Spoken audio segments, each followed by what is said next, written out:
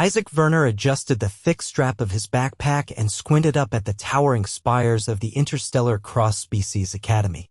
The twin suns cast jagged shadows across the pale, metallic walkways, and somewhere to his left, an insectoid maintenance bot scuttled past, dragging a sizzling power cable behind it. Isaac stepped aside as it passed, shaking his head. "First day," he muttered, wiping sweat from his brow. No pressure. The campus stretched in all directions, a collision of cultures and architecture from dozens of planets. Floating orb classrooms hovered above the main plaza, and a group of feathered students from the planet Velith hovered midair in excited discussion. Isaac had been accepted on a full scholarship, Earth's first human exchange student to attend in-person classes at the ICA. He'd spent the last 3 months in orbit acclimating to the artificial gravity, dietary supplements, and learning the basics of Zarnik, the Academy's trade language. He was fluent enough to order food and explain that no, he did not have a second stomach. He checked the class list on his wristband. First session, Interspecies Ethics and Social Dynamics. Lecture Hall 3B. He turned left and started down the incline, trying not to stare openly at the 6-legged student galloping past him or the enormous blue-scaled professor who nodded politely as they passed. "Hello," Isaac said. The professor blinked slowly. "Welcome, human Isaac Vernor." "Just Isaac's fine." "Understood. Just Isaac." Isaac winced but smiled anyway. Lecture Hall 3B was larger than most Earth stadiums. Rows of levitating seats arranged in a loose spiral drifted around the central podium. Isaac picked a seat halfway up, near the edge, and sat down. The seat adjusted automatically to his body shape. He let out a breath. Then came the voice. "You are human Isaac." Isaac turned to his left. A tall, narrow being with translucent green skin and wide, lidless eyes watched him intently. It had 2 arms, but they bent the wrong way at the elbow, and it wore a silvery tunic with a patch that read, "Exchange Cohort, Zarnaxian Sector." Yeah, that's me. "Isaac, I am Pellex. I have studied your physiology for the last 16 days. Isaac blinked. "Cool. I guess. You possess a single heart, no regenerative limbs, and a fragile skeletal structure composed of calcium-based bones. Very inefficient." Isaac laughed, then realized Pellex wasn't joking. "Well, we get by." Pellex narrowed his eyes. "That remains to be seen." The lecture began moments later. A rotund, gelatinous instructor named Professor Gorland floated to the center and launched into a dense discussion about emotional reciprocity between predatory and herbivorous sentience. Isaac took notes diligently, though after 5 minutes he had no idea what half the terms meant. Pellex, meanwhile, took no notes at all. He simply stared at Isaac. Occasionally, he muttered things like, "fascinating" or "unstable carbon structures." After class, Isaac stood and stretched. "All right, time to find the cafeteria." But the floor shifted slightly as he stepped forward. A maintenance bot had left a patch of slick coolant near the exit. Isaac's foot hit the puddle, his ankle twisted, and with a loud, awkward grunt, he crashed to the ground, knee first, followed by his shoulder, and then his chin. A dull, blossoming pain spread up his leg. His vision flickered white for a moment. Pellex let out a screech. "Emergency! Human Isaac is down. His structural integrity has failed." Isaac groaned and rolled onto his side. "I'm fine. I just okay. Maybe not fine." Pellex dropped to his knees beside him. "Your blood is exiting your dermal layers. Is this typical?" Isaac glanced down. His pants were torn at the knee, a small gash oozing blood. "It's just a scrape. I must alert the medical center. You may be undergoing terminal disintegration." No. I tripped. I'm fine." He tried to sit up. His knee screamed in protest. "All right, not fine, but not dying." Pellex already had his communicator out. "Medical emergency in Hall 3B. Human collapse. Possible total structural failure. Isaac groaned again as a med drone zipped into the hall and scanned him with a soft blue light. Don't make it sound so dramatic. The drone beeped. Fracture unlikely. Severe bruising. Laceration superficial. Transport required. 2 more drones arrived, gently lifting Isaac onto a floating stretcher. He winced as his leg shifted. Pellex followed, muttering anxiously. I should have warned you. The probability of slip-related injury among humans is elevated in environments with low friction surfaces. I miscalculated. I have failed as your designated peer liaison. I didn't know you were my liaison, Isaac mumbled, head lolling back. I volunteered. He was brought to the infirmary where a humanoid nurse in a white jumpsuit cleaned the wound and scanned his knee again. You're lucky, she said. Just a sprain, but you'll need to stay off it for at least a week. We'll issue you a mobility assist unit. A what? A wheelchair. Oh. Pellex stood in the corner, arms folded, eyes fixed on Isaac. Your species is more fragile than anticipated. Isaac sighed. We're not fragile. We just don't bounce like rubber. Pellex considered that. Unfortunate. Over the next few days, Isaac navigated the campus in a hovering chair that responded to voice commands. He hated it. The chair was too slow, and the hover produced a soft whine that made heads turn. Still, he went to class, took notes, and avoided puddles. Pellex remained close. Too close. On the 4th day, Isaac was eating a rehydrated chicken wrap in the cafeteria when Pellex approached, holding a tablet. I have compiled a list of common human injuries. I wish to understand all potential threats to your skeletal integrity. Isaac put the wrap down. Pellex, I'm not going to fall apart again. You said that last time. I tripped. You collapsed. It's not the same thing. Pellex tilted his head. Your definitions are inconsistent. Isaac couldn't help but laugh. I appreciate your concern. Really, but I've been hurt before. I've broken bones, had surgery, even got a concussion once. We heal. Pellex looked horrified. You have survived multiple internal failures? Yeah, most people have. Pellex sat down across from him. That explains your species' reputation. You endure despite limitations. Isaac leaned back. That's one way to put it. That afternoon, the ethics class had a live demonstration. A simulation chamber recreated a tense diplomatic standoff between 2 species with opposing customs. Isaac was assigned the role of a neutral mediator.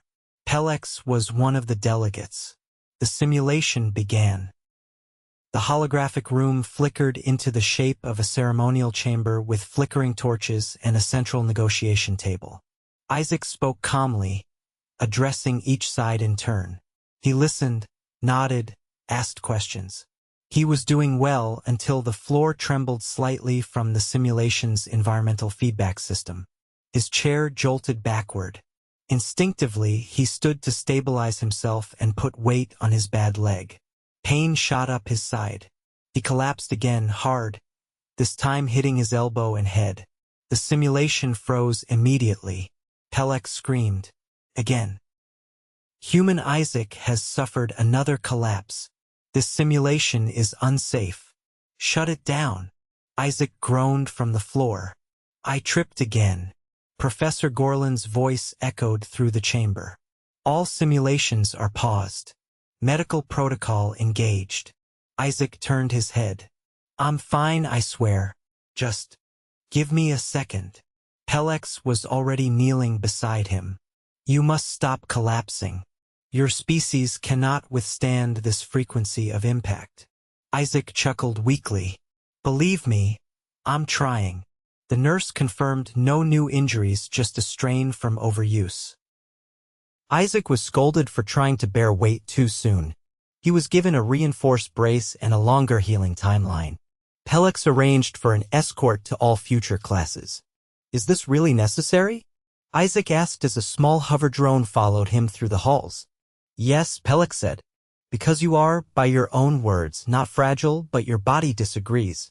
Isaac sighed. All right. Fine. As the semester continued, Pellex gradually relaxed. He still watched Isaac closely, but the panic faded.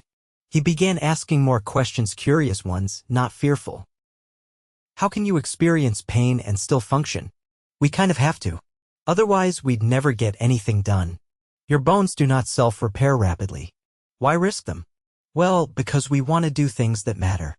Play sports. Climb mountains. Help people. Pellex tilted his head. That is illogical, but admirable. By the midterm, Isaac had healed enough to walk again. Slowly, carefully. Pellex still hovered nearby, but now with a clipboard instead of a panic button.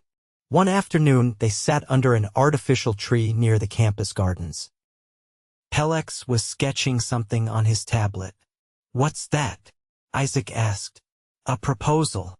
I wish to create a comparative study on species resilience, using you as a primary case.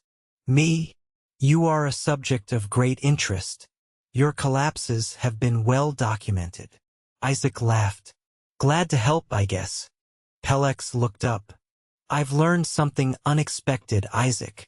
What's that? You are not just resilient in body. You are resilient in spirit. That is rare. Isaac nodded slowly. Thanks, Pellex. The Zarnaxian blinked. You are welcome. And please, do not collapse again. I'll do my best. The campus wind tunnels weren't designed for Earth skin. Isaac squinted against the dry gusts as he stepped off the lift platform outside the Behavioral Alliance's lab. Thin, reddish grit clung to his eyelashes. He wiped it off with the edge of his sleeve, then tapped the side panel to signal the door. It didn't open. He tapped again. Still nothing.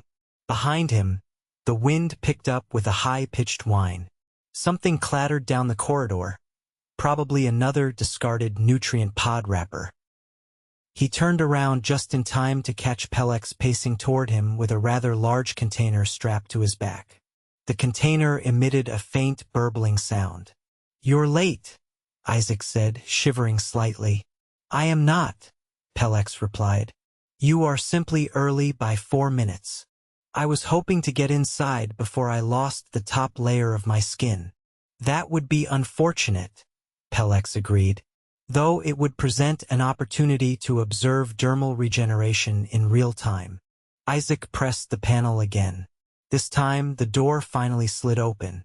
The air inside was warmer, thankfully. The hallway lights pulsed in soft orange intervals, guiding them toward Lab Cluster 6, where the interspecies group work was scheduled. Most of the lab was taken up by a low circular table surrounded by various seating options. Perched on the edge of a floating disc was a wide-limbed, copper-skinned being Isaac hadn't met before. Its fingers were encased in some sort of translucent gel, and it was humming quietly, or perhaps digesting. Pellex greeted it with a tiny bow. Tarn of the Centauri, this is Isaac Vernor. The human. The Centauri turned its head slowly, eyes glinting like polished stones. It is small, it said.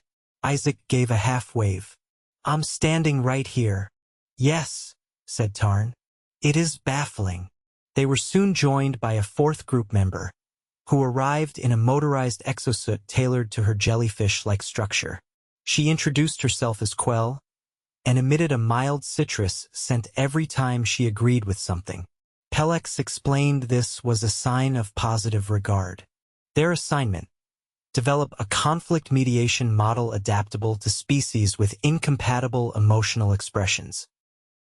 The idea sounded straightforward until Tarn declared that its species didn't use gestures or language to communicate feelings, only changes in body temperature. That'll be tough to translate, Isaac said. Tarn tilted its head. You are warm. Constantly. You would be unreadable. He does emit excessive heat, Pellex confirmed. Even during rest states. I'm not excessive, Isaac said. I'm just alive. Kwel rotated slightly in her suit and released a muted lavender puff. I propose we use artificial indicators. Perhaps attach a thermal modulator to Tarn and a visual projector to Isaac. Isaac frowned. So you want me to wear a mood light? Correct. Tarn clicked its fingers. I will submit to temporary modulation. Pellex nodded. Then I will chart a comparison matrix. They worked for several hours, breaking only when Tarn's skin turned a dull beige, a signal of nutritional depletion. Isaac's back was sore from the curved support seat, and his right leg had started to ache from being held too still. After standing carefully, he leaned against the table and stretched. Pellex noticed immediately. "You are experiencing discomfort again." "It's just stiffness," Isaac said. "I've been sitting too long." "Human joints degrade with inactivity?" "They get cranky." "Not degraded." Tarn tapped at its gel casing. "Humans require constant repositioning to maintain functionality." "Fascinating." Isaac rolled his eyes. "We're not office chairs." After the break, they reconvened to test the first iteration of the emotional translator. Tarn wore a small patch that warmed or cooled based on mood. Isaac had a visor that projected colored rings above his head. Blue for relaxed, red for stress, green for agreement, and yellow for confusion. "You look like a party favor," Pellex said. Isaac adjusted the visor. "I feel like one." They ran simulations. Kwel floated in, delivering a hypothetical insult. Tarn's patch glowed red. Isaac's visor flashed green, which was incorrect. He frowned. I agreed with her tone, not the words. The device doesn't know sarcasm. "Human communication includes intentional contradiction?" Pellex asked. Isaac nodded. "Constantly." "You can't understand human behavior if you take everything literally." Tarn's patch flickered. "In our culture, contradiction implies deceit. In ours, it usually means someone's being clever. Or trying to be." Kwel emitted a quick burst of cinnamon. "That would explain your media exports." They spent the next session refining the translator. Isaac had to manually override several responses, especially when the visor mistook concentration for disapproval. Tarn briefly mistook Isaac's posture shift for hostility, and for a moment, all four of them talked over each other until Pellex proposed they stop and recalibrate their expectations. Hours passed. Eventually, Isaac stood and rubbed his temple. "I need water. And probably carbs." "What is the threshold for collapse now?" Pellex asked. "I'm not going to collapse." Tarn stood as well. "Then I shall escort you to the sustenance center." Isaac waved him off. "I can manage. I'm not made of glass." Pellex raised a finger. "Technically, you are not transparent." Isaac walked slowly toward the hallway, legs stiff, visor tucked under his arm. The hall curved gently to the left, past a series of moss-lined aqueducts. He turned the corner without looking and nearly collided with a tall, sinewy student carrying a tray of steaming pods. The pods went airborne. One burst open on Isaac's chest, hot liquid soaking his shirt. He gasped, more from surprise than pain. The alien shouted something in a language Isaac didn't know, then dropped the tray and ran. Isaac stood there, dripping and blinking. Pellex appeared seconds later, eyes wide. "You were attacked with food. Is this a challenge ritual?" "No," Isaac said. "It was an accident." He peeled the shirt off carefully, revealing a blotchy red patch across his sternum. Pellex leaned in, scanning it visually. "Your epidermis has changed coloration. It's just a burn, probably first degree. I'll run cold water over it." Tarn arrived with a small container and offered a cooling salve. "We use this after thermal rites. It will reduce inflammation." Isaac hesitated, then took it. "Thanks. You smell like root broth," Kwel said, drifting in behind them. "It's a good look for him," Pellex replied. Isaac sighed and headed toward the nearest wash station. There, he held his torso under a jet of cold air and applied the salve.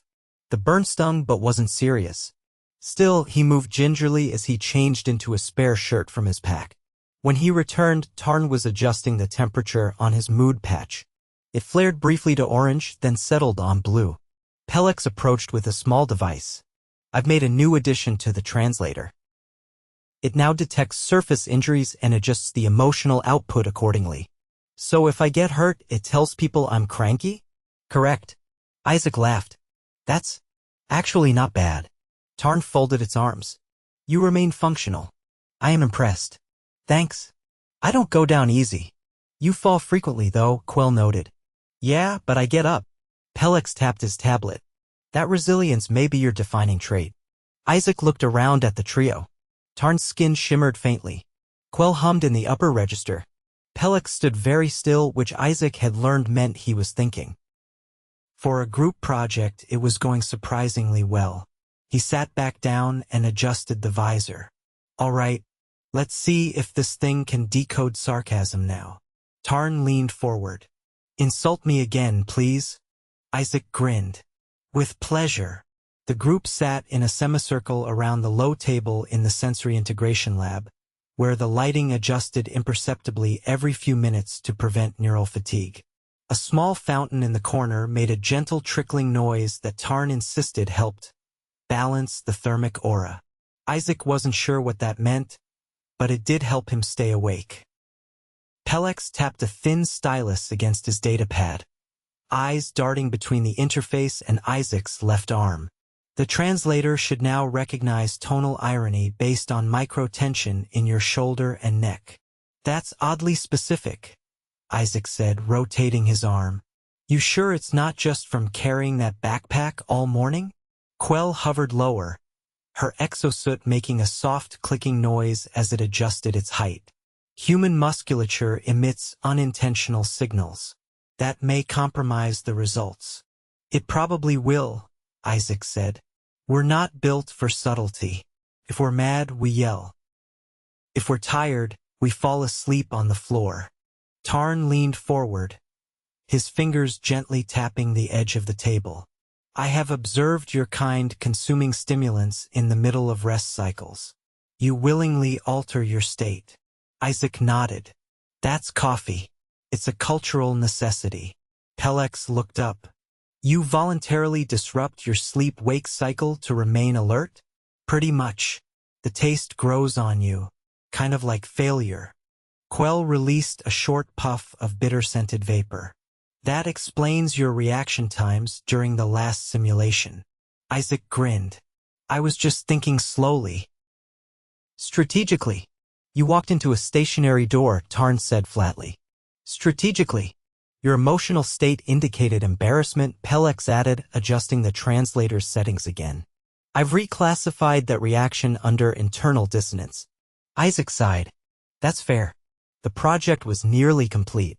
They'd finalized the emotional translator's base functions and were now running final scenario tests.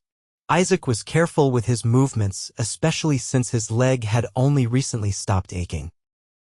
He'd learned to stretch before long sessions and had started carrying electrolyte packets just in case. The others noticed. You ingest minerals in powder form now, Tarn observed as Isaac emptied one into a water bottle. Is this ritualistic? It's preventative, Isaac said. Last time I got dizzy. Pellex nearly called campus security. I was acting within protocol, Pellex replied. Your skin lost color. That is typically a sign of imminent failure. Isaac took a sip and shook his head. It's just dehydration. Humans are mostly water. Lose enough and we short-circuit. Kwel's suit emitted a sharp trill. That is inefficient biology. Tell me about it. They began the final test scenario. A simulated diplomatic interaction between a species that only expressed anger through laughter and a species that considered laughter an invitation to combat. Pellex controlled the simulation inputs, Tarn moderated the feedback, and Kwel floated beside a terminal, monitoring the translator's output. Isaac's role was to mediate again, but this time he had to rely entirely on the translator to interpret intent. The holographic chamber flickered to life. Two avatars appeared, one brightly colored and bouncing slightly, the other rigid and pulsing with red hues.